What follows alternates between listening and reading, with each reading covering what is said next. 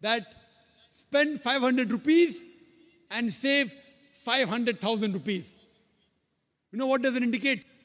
Spend 500 rupees, do ultrasonography, do amniocentesis, identify the child you're carrying is a female, abort her, and save 5 lakh rupees, 500,000 rupees. Maybe a couple of 100,000 upbringing her, and the remaining 100,000 in dowry. If you stop this evil practice in India, our beloved country, stop the female infanticide, stop the female feticide. Even in India, the population of female will be more than the male population. If you see the rest of the world, if you see New York alone, there are 1 million females more than males. In USA alone, there are 7.8 million females more than males. In UK alone, there are 4 million females more than males. In Germany alone, there are 5 million females more than males. In Russia alone, there are 9 million females more than males. And God alone knows how many millions of females are more than males throughout the world. Suppose I agree with your philosophy, sister. You said, one man, one woman. If I agree with you, sister, with your philosophy, one man, one woman. And suppose my sister happens to be in America, or your sister happens to live in America. And suppose the market is saturated.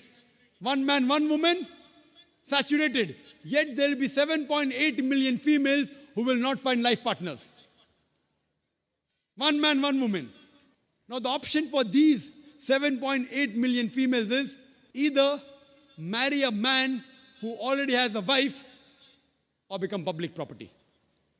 You say, Dr. Zakir Naik, public property, such a harsh word. Sister, it is the most sophisticated word I can use. I cannot use a more sophisticated word than public property. According to the Statistics of America, do you know, on an average, a man, before he settles down with a wife, he has 8 different sexual partners. Do you know that? On average, 8. Some may have 1, some may have 10, some may have 28 sexual partners before he settles down with one.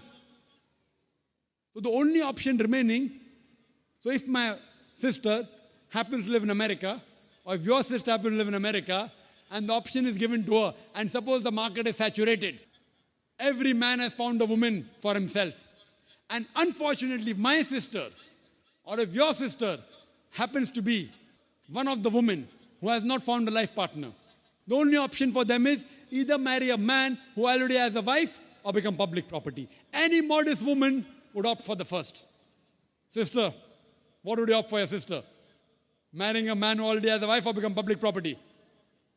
My sister's too young to be married. So when she grows up and if she happens to go to America, or if you happen to be in America, third choice. What would you prefer for her? You're the elder sister.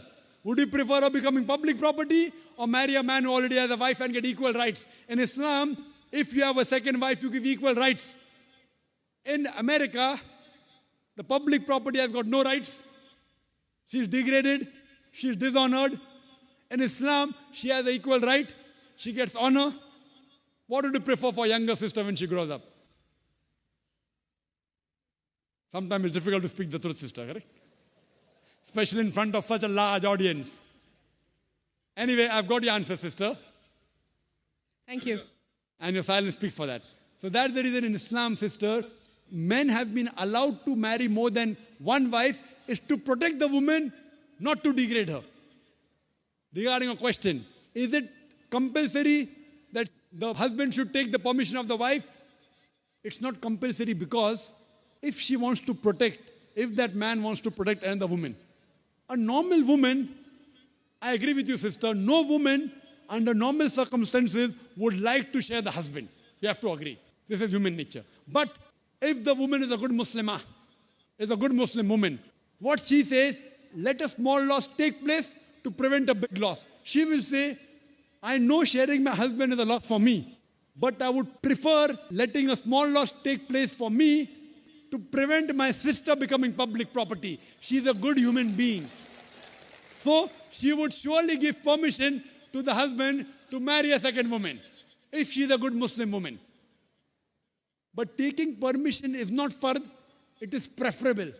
But at least informing is a requirement so that he does justice between the two wives. Hope that answers the question, sister. Thank you.